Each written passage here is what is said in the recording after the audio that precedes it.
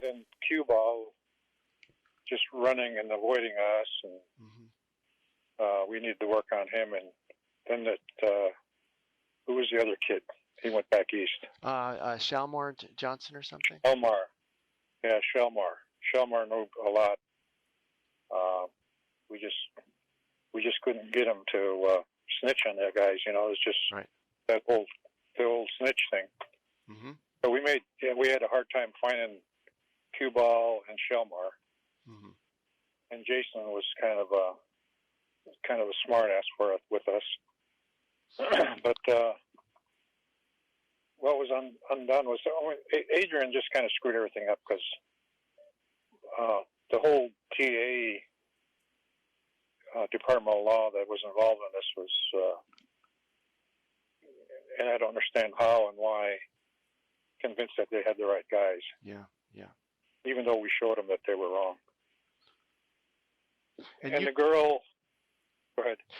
And you consider that your work did show that, in the very least, the guys incarcerated, that was wrong. Oh, definitely, yeah. I think when I first started reading it, like 3 weeks into the me reading the case and looking through what reports, and I said, why are these guys in jail after I read the report? Yeah. I mean, very, very, very, very bad report writing. A lot of things left out. I mean, it just goes on and on. It was messed up. Yeah. You know Leslie Dixon? I'm not sure. No, I don't think so. She used to be a ADA in Fairbanks. Oh, okay. Huh. She's a judge in Fairbanks now. Leslie Dixon? Yeah. Okay, I'm not familiar with the name. Could she have a different last name or something? No. No, okay, I will. Okay, so she was an assistant district attorney in Fairbanks back in 97, or? I don't know if she was. Yeah, okay. Yeah, she might have been brand new. Mm-hmm. But she's a friend of mine, and she was telling me that what's his name? Jeff O'Brien. Jeff O'Brien. Yep. And the Fairbanks detectives were trying to match the imprint of the shoe, which was the wrong foot. Yep. And during trial, they were trying to match it to images on the face. They did it the weekend before the guy who did the autopsy was going to testify, Fallico. And I had a pretty interesting interview with Fallico where he was really defensive and just basically argued that it wasn't on him, that that we one of the things we did the second year we were looking at this is, at that point it was just starting. We were still, there's big pieces we couldn't get. We couldn't get the full confessions, a whole lot of different things. But I had students go back and ask jurors what made them convict in the third trial, and we got I think good interviews with 7 of them, and 3 things came out. One was Arlo Olson. They were very strongly impressed by his sort of candor, and the fact he was Native, testifying against Natives, really weighed a lot in some weird way, and then the footprint exhibit. And then the third thing is that they said that the witnesses for Roberts and the alibi witnesses were all kind of like flashing them, kind of high signs and kind of looking friendly at Roberts and kind of like giving him thumbs up. And they felt like that suggested, I mean, they're basically teenagers, acting like teenagers, Oh, but that to them was pretty incriminating. Yeah. Chara is my wife's niece. Mm-hmm. I guess it would be my niece. And we tried to, we didn't have time to talk to everybody, and I talked to her after I got laid off and asked her, and she says Aaron Ring browbeat her and made her cry because she was 15 years old and made her change her story. Yeah.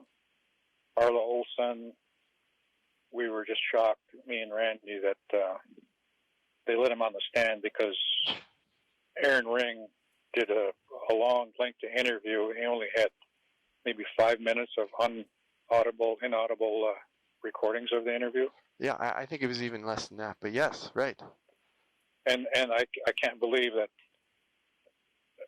the attorney allowed, those 4 attorneys allowed this stuff to be entered. They didn't object to it. Yeah. I looked at transcripts. They're just, their defense was really poor. Mm-hmm. And I don't know. I was shocked that it's scary that 4 guys could get convicted like that and spend 18 years in jail when they didn't do anything. Yeah. We looked at this for a long time, and it almost got to the point where like there's so much to sort of bring people up to speed. I had to just assign very, very specific little things for students to look at. But at a certain point, when I published the series about it, and the News Monitor is very resistant. The News Monitor, the last thing they want to look at is the police department just seems really, I mean, it was very, very, a lot of resistance to publishing anything about it. But all I can say with my series is nobody should be convicted in America with this, I mean, nothing. There's nothing there. Yeah.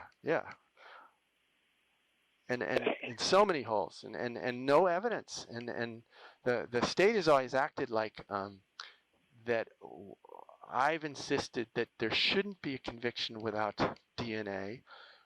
But what we pointed out is that DNA has cleared things in a lot of cases, and there was no physical evidence, and so you can't even, use DNA to challenge this. But it had all the hallmarks of wrongful convictions, that have been cleared by DNA, and Well, let me tell you my concern about talking to you. Sure. Is this federal civil violation that they're filing? Yeah.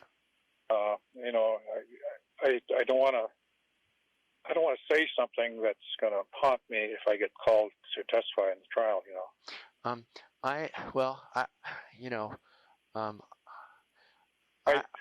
I don't have anything to hide. I just want to get stumped on something. I understand. We'll probably know pretty soon whether that's going to go forward. And I'm certainly hopeful that it does. I'm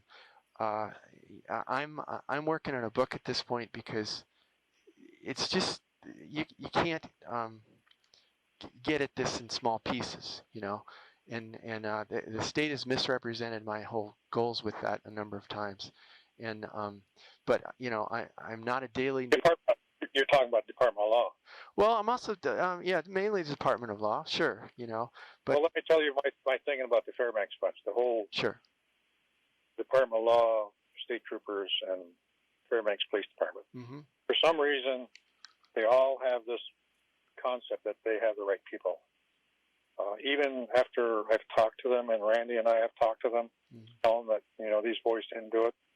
They're saying, bullshit. Why would 3 jurors,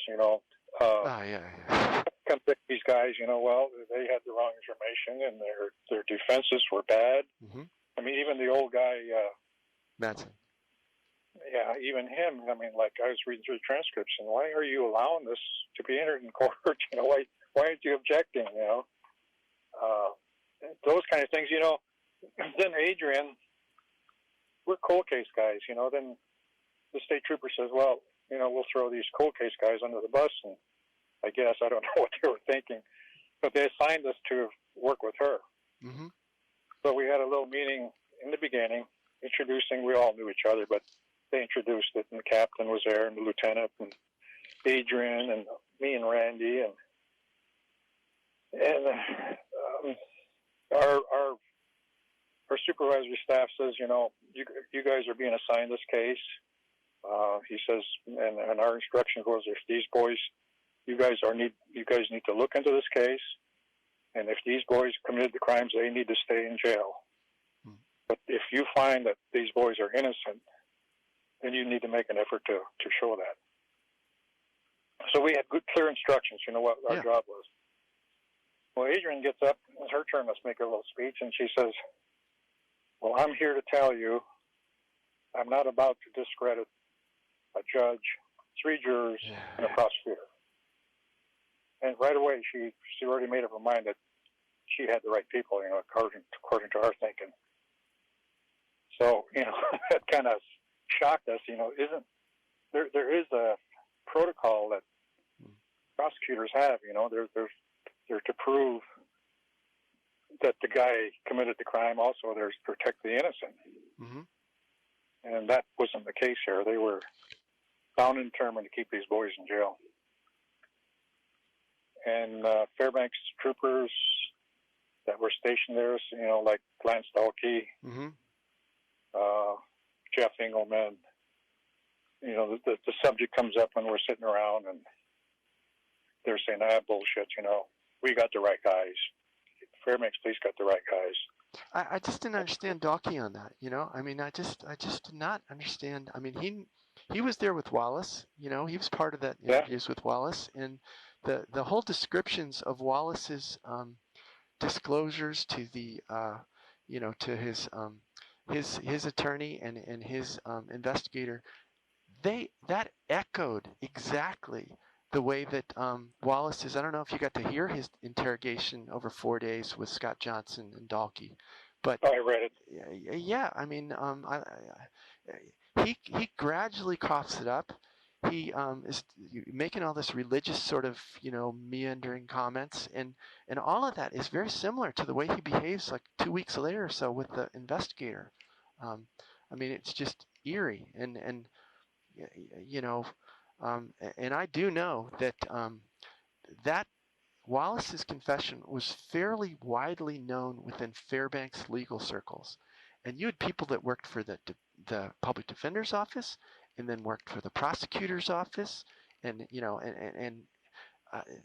there was a buzz for a long time, that it took me a very long time to nail this down, but why? I just don't understand that the prosecutors digging their heels in on this, and the ones who worked on it, O'Brien in particular, should know, and I think does know, that it was very different evidence presented in all 3 trials. The jurors got very different sort of cases, and so there's no equivalence in those 3 trials, and it's I have never understood why they're falling on the sword on this, and I don't think it would have happened if it was white kids,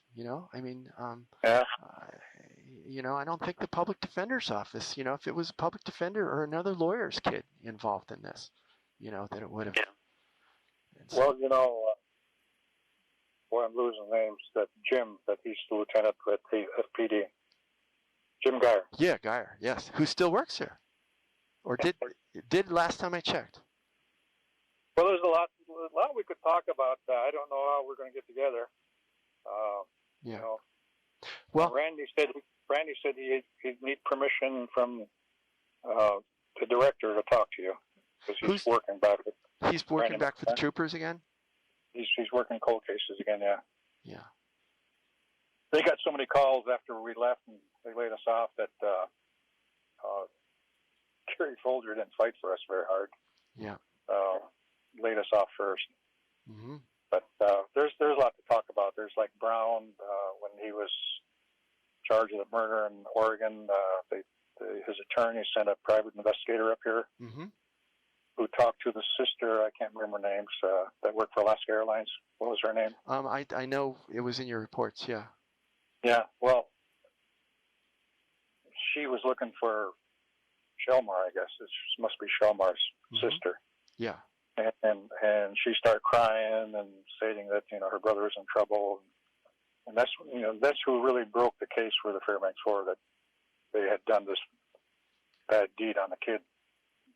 And but she is very reluctant. We went to talk to her in Eugene, Oregon, and she was really reluctant to talk to us. She had notes. She claimed she lost them. Mm-hmm. That, and what else was I going to tell you? Oh, there's so much. I mean, we probably need to sit down and talk. Yeah, I would like to. Well, like I say, I mentioned in case the bus runs over you, just because this thing has dragged on so long. There have been people that I was supposed to talk to that didn't make it, and anyway, here's what I'm doing this summer. I am kind of what they call doing a book proposal where I map out the whole big story. But like I've been rejected. The book's been rejected a bunch of times by a bunch of places just because there's so many books about exonerations these days. And to me, the biggest part of the story is the state's whole conduct. And this, I am really zeroing in, and I got records requests and everything else going related to the immunity deal because it looks to me like there was a they suborned perjury, and Wallace is and there are some letters at least that indicate that there was discussions about giving Wallace immunity really early. I mean, in I think it's April or May 2014. There's correspondence, and why in the world? Is his lawyer on one hand fighting to keep it all quiet, and then turns around and puts him on the stand to try to upend the to soften these guys up for the settlement, and this settlement is just to me just in such bad faith, and Oh yeah. and I know at least one of them has tried to commit suicide since getting out, and I think two of them are not doing well. It's too bad. Yeah. Maybe put a note down to ask me about the letter that came from the guard when Dollar Bill finally came forward. Right. Okay. Put that down and ask me about it. Okay. Because there was very crooked dealings going on between Adrian and Geyer. Mm. Yeah. Well, let me. I am not working. We have always tried to be independent, and I have found many examples through the years of not not thinking lawyers were handling things well in this case, or had other agendas. I have shared information with anyone who ever asked, especially the public records we collected. And in about 2005, I sent the FBI a letter just outlining everything that I thought about this case, and in case I mean, I just didn't know where it was going, and so I'm not working for the guys in this federal case, but they have asked me for certain things, and then I found them for them, and what I would like to do is later this summer come down and interview you and Randy if that's allowed, or at least I'll get him a list of questions to see if maybe he could get permission to talk about them, and I'll go back through the your report to see what specific questions I would have. But I'm very interested in anything to do with the state efforts to put a lid on it. Yeah, and to soften these guys up essentially through the hearings and ignore. I mean, other places the charges, the proper course should have been for charges to be dismissed. Especially based on the work you guys did, and she tried to fire me midterm, said I was biased, and I tried to explain to her why, the way I was thinking, and that I told her she didn't have anything, and she told Dalkey that I was biased and I need to get him off the case, and the word got back to us through Randy, and I told him, I says that really would look good, fire your own native investigator. Yeah. And and I insisted on the reconstruction of the evening of Arlo seeing what was going on with Frank Dalton, or Dayton, whatever his name was. Right.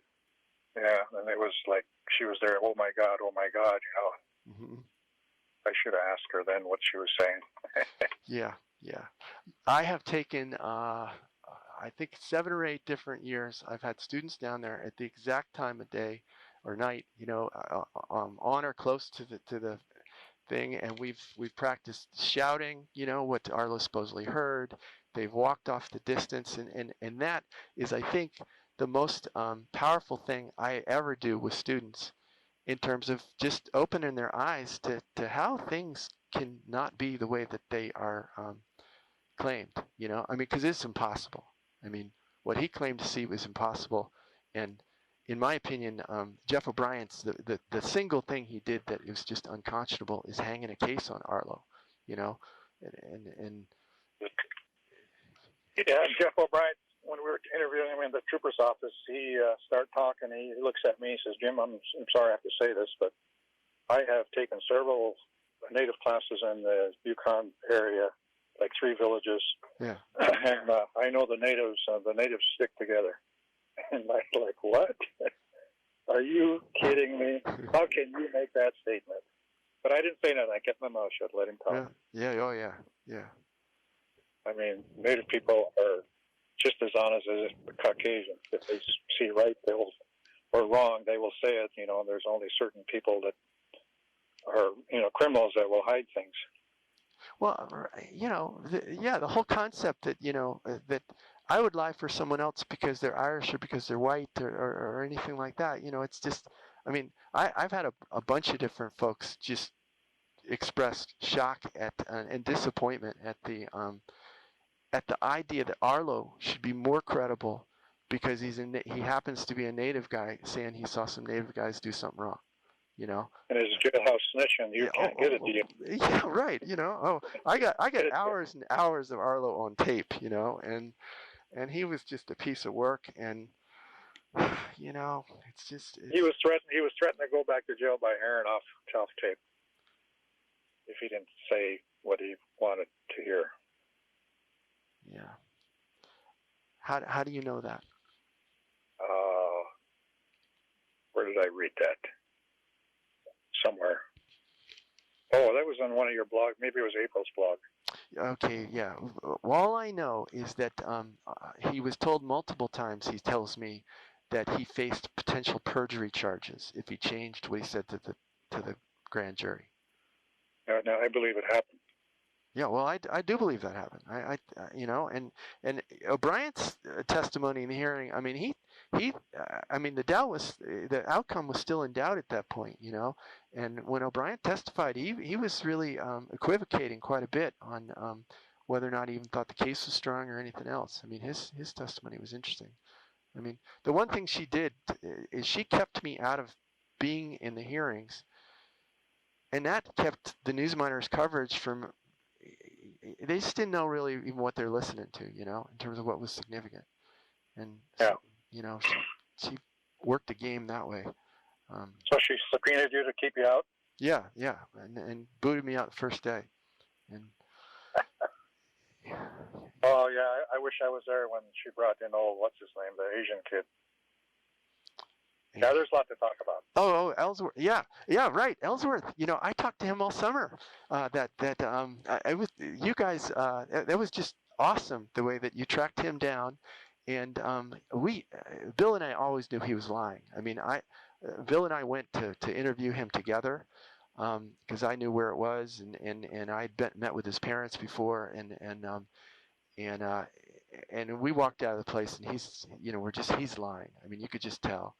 And then he denied knowing this guy Davidson, and Davidson's mother, who I had been a source in a story before, and I went to talk to her, and she was just like, he's like my second son, he was over at the house so much.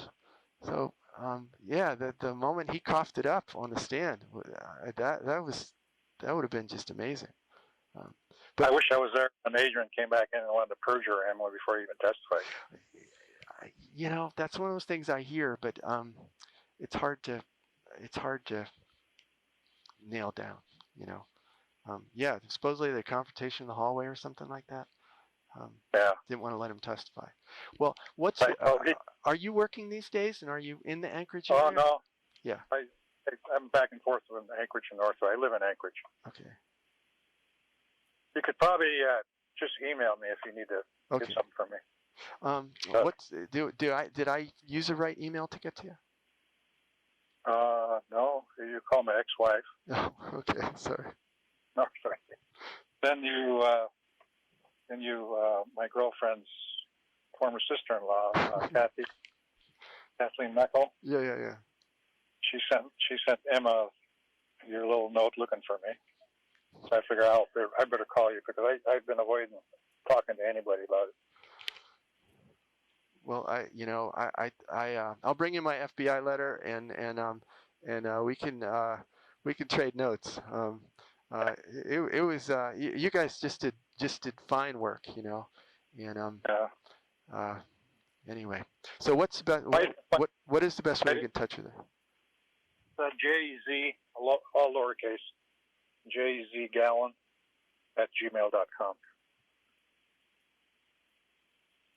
Okay. J and then Z like zebra? Yeah. Okay. Gallen. All right. Very good. Yeah. All right. Look forward to it.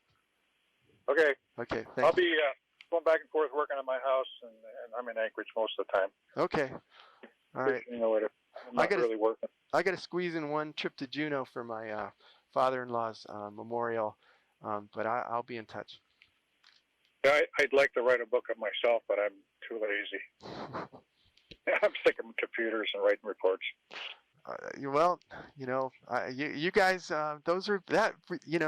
This was the holy grail, finding your report. I mean, I remember hearing that there was a cold case trooper report, and it just people don't share stuff, and not everything makes it into evidence. So finally, yeah. Well, just so you know, Randy was named the lead investigator. Mm-hmm. So what we do is we team up, and he writes. He'll write the interview, and I'll just say that I sat in the interview. That way, we don't get our stories messed up. And so he writes it, and I read his and say, you didn't put this in, or you didn't put that in, and I okay it, and he enters that report. And my supplement will just say, see Randy's report that I sat in on the interview. You did some parts of this though, didn't you? Yeah. No, I mean the whole idea of two people sitting. I was there with all the interviews. Yeah, and that alone I think is just is a great thing. I mean, we relied on individual students different times conducting interviews. Many of them taped, and then in lots of situations it's just me doing interviews and taping them when I can, and just to have two people's perspective is really really useful. Yeah, I was impressed with your reports and your students. They did a good job. Well, I think for everyone involved, kind of when they really get that moment of thinking these guys are probably innocent. It's just a shock that this can happen. Well, I definitely think they're innocent. Yeah. Well, I know they are now. I mean, I knew from about 2011 when Bill coughed up some of the other stuff he knew that connected with things that I knew, but I was a trooper in Token, Northway in '97, and I seen the articles about it, and I was my thinking back then was geez, they caught these guys already, and they're pretty good work.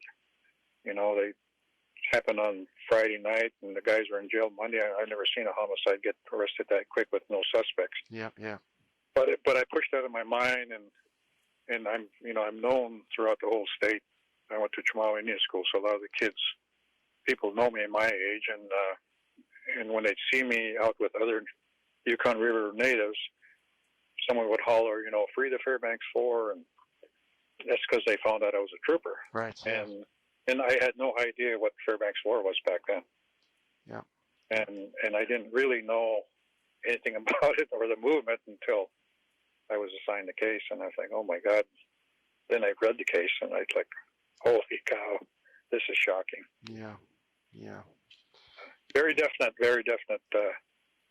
minority prejudice going on there. Yeah. Pretty sad. Oh, I think so very much. Yeah. Yeah, get a hold of me. I will. All right. Thank you very much, sir. All right. Bye. Bye. Bye. Bye. Bye.